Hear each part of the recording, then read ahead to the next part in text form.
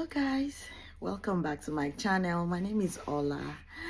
I live in Nova Scotia, Canada. I'm originally from Nigeria. On my YouTube channel, I talk about immigration tips and information and stuff around immigration as a temporary or permanent resident.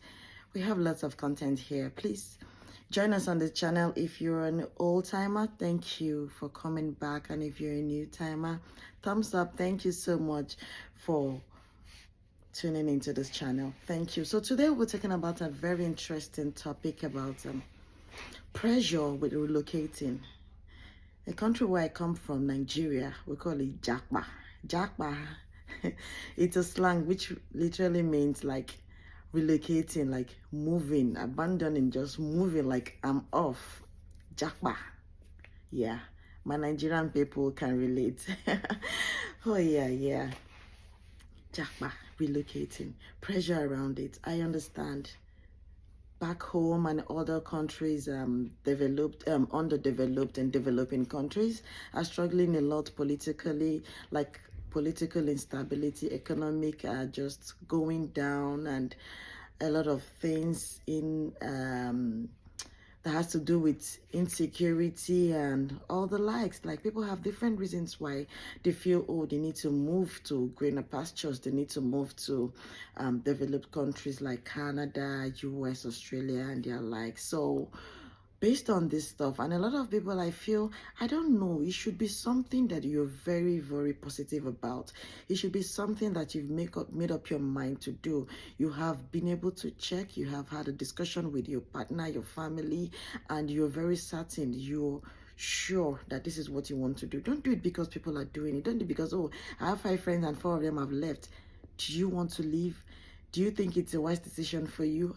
How established are you? Do you think leaving may even ruin you, or it's not something that it's not something that that you can benefit from, right? You don't want to do it because people are doing it. You do it because you feel, oh, this is the best decision. This is what I need for my family now. This is what I think I need to do, right? So think it through before you say you want to jackpot. Think it through before you say you want to do it. Don't get stuck. Don't be pressured. Don't be pressured. Don't be hasty in your decision. Do you have everything right? Do you have everything in place? See, you just have to come clean. Like, this is a place where you think you want to spend your life, where you want to raise your kids. You don't want to go into those countries with lies. You don't want to go into those places and give information, because these people, they back up information. They keep those informations.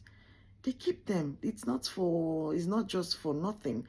So whatever you have said will be held against you. You have to be accountable for everything that you have stated.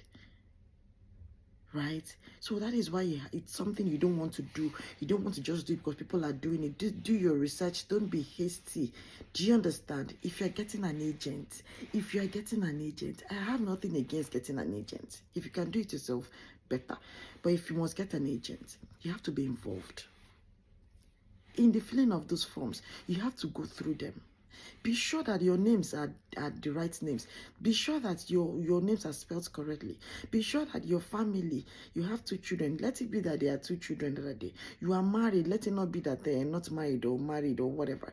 The date you were married. All those informations has to be accurate.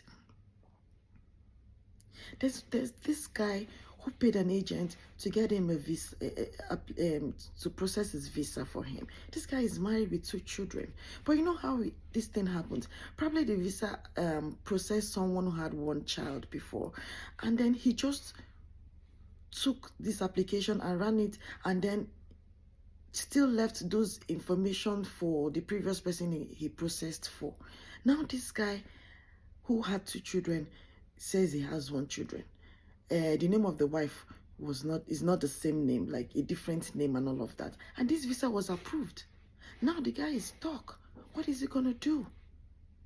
His wife's name is not the same name.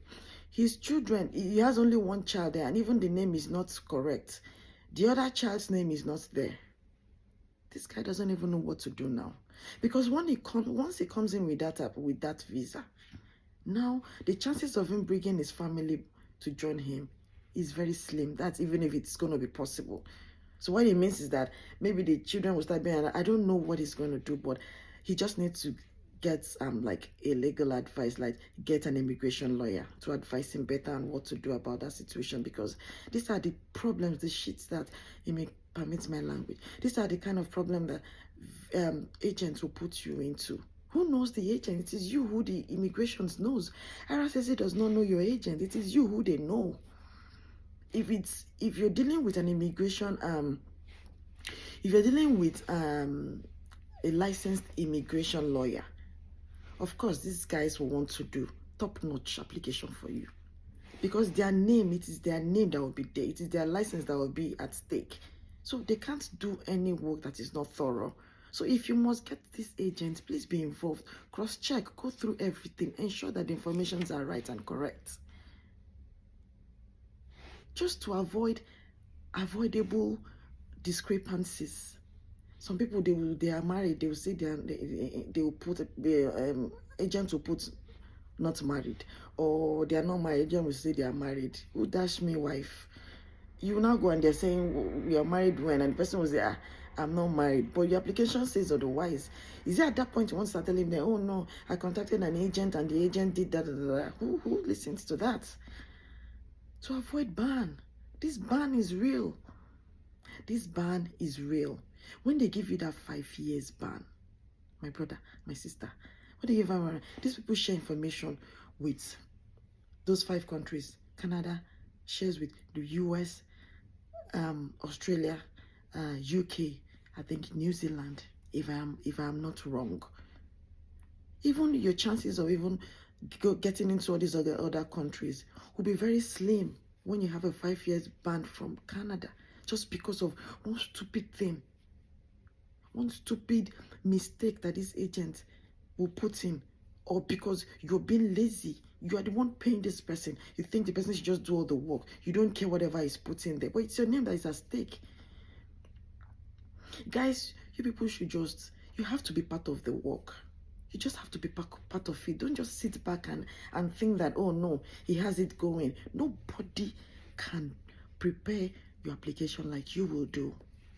But it's okay if you don't have the time. But please go through them and be sure, verify that every information in that application, it's what it is. Yes. Don't get pressured. Or fine, you don't have enough fund, and then the agent will tell you, don't worry, I'll prepare your, pay me some money, I'll get the money, I'll get the bank statement, blah blah blah blah blah blah. That one is even deep. Bank statement, that one is another topic on its own. There are a lot of things people do these days, but it's very consequential. Are you able to deal with what comes out of it? That one is one hand, 5 years, no go and come. They will give it to you. They will go and do one nonsense fake statement and give to you and submit on your behalf. Things you cannot explain.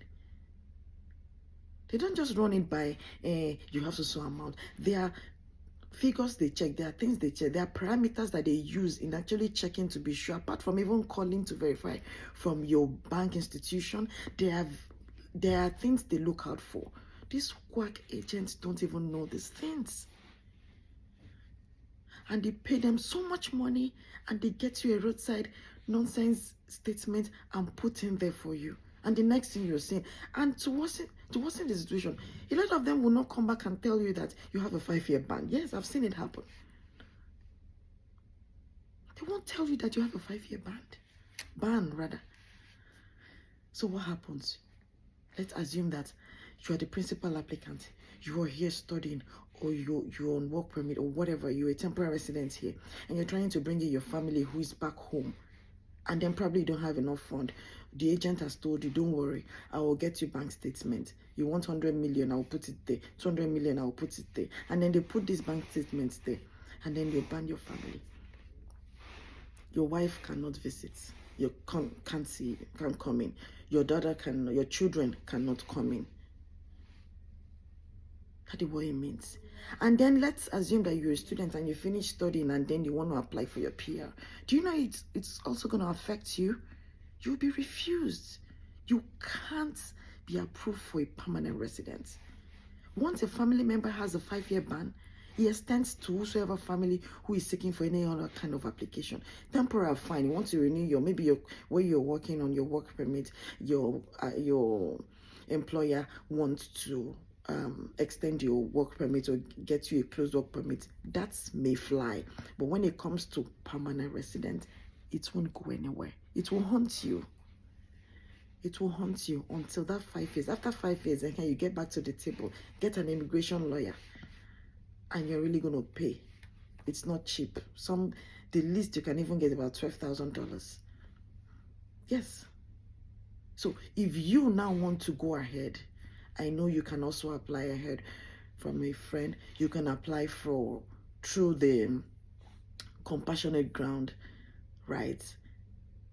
You can apply. That will be just for you alone.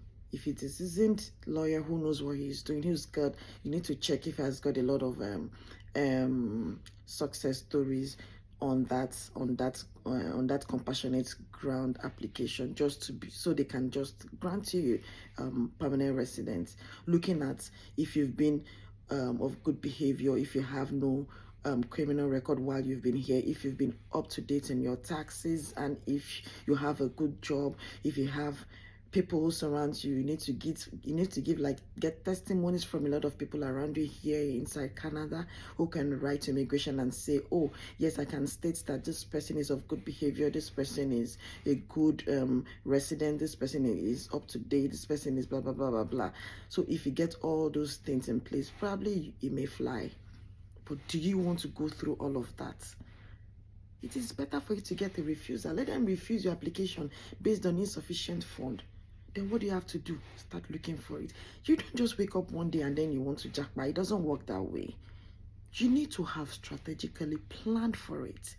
Plan for your finances. If you feel you want to sell a property, sell it, and there are documentations that you have to present to prove that you have so much lump sum in your account. If it's somebody wants to sponsor you, this is something you should have been working on.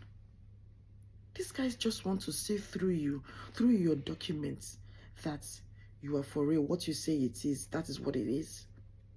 Guys, they verify, they check. They are not lazy. They check. There was someone who applied. He came as a true study. And when he wanted to bring in the family, the family, do you know what they told her? The immigration officer went to dig out her statement of purpose, where she stated that I am coming alone. My family will be back home. I will go and join immediately after my studies. My family will not be coming to visit me. And now they are asking what changed. All of a sudden, why are they coming? You know, they refused the application. It may not be just because of that anyway, because they also stated insufficient fund and all of that. But then these people, they check. They are not joking. You don't want to be in that situation. You don't want to get that 5 years ban. There's a lot attached to it. There's this guy, he got the 5-year ban. He got married.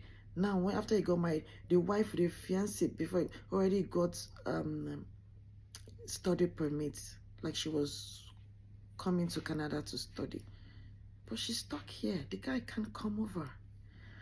It has to be after 5 years, then they can go back to the table and see how they can get past that. So why the hurry? Why the hasty decision? Why are you not checking? Why are you not looking back, taking a break and then looking at it again? Why are you not ensuring that you put everything in place, ensuring that you're properly planning for it? Please, don't make all those mistakes. Don't let one agent put you into so much trouble. It's okay if you get a refusal. As far as I know, in Canada, even if you get refusal 10 times, that doesn't mean you cannot be approved on the 11th if you get your things right. Why not take your time and plan? Don't be pressured. I understand situations back home may be a bit tight and all of that, But people are still surviving. You may be saying I'm saying it because I am not back home. I understand, but all the same, you don't want to land yourself a 5 years ban. It is hard. It is frustrating. It is frustrating. People who are in this situation, it is frustrating. They are so mentally unstable. It is a lot. How can you be here and your family, you can't even go? And then there's another thing. If you decide to start the application under the compassionate ground application for yourself to see if you can be allowed, you can't even move until the application has been approved. Once you leave, you can't come in anymore. So you wasted all your time. You came in as a student, you spent money, you went to school, you got a job, you've been paying your taxes, you've been doing all these things, you've been away from your family and all of that in this cold, and at the end of the day, everything just goes down the drain. Nobody wants to be in that situation. Please and please and please check it before you want to relocate, before you want to jack back. Check it well. Check it well. Just try. Just try, okay? Try. This is a topic that gets to me. Like, it's not easy. It's not easy to be away from, separated from your family. Even if you are single, you have parents, you have siblings back home. It's not easy to be in this mess. Please think it through, okay? Think it through. And I know once you have everything in place and you diligently plan, you will get what you want. You will get what you want. Definitely you will.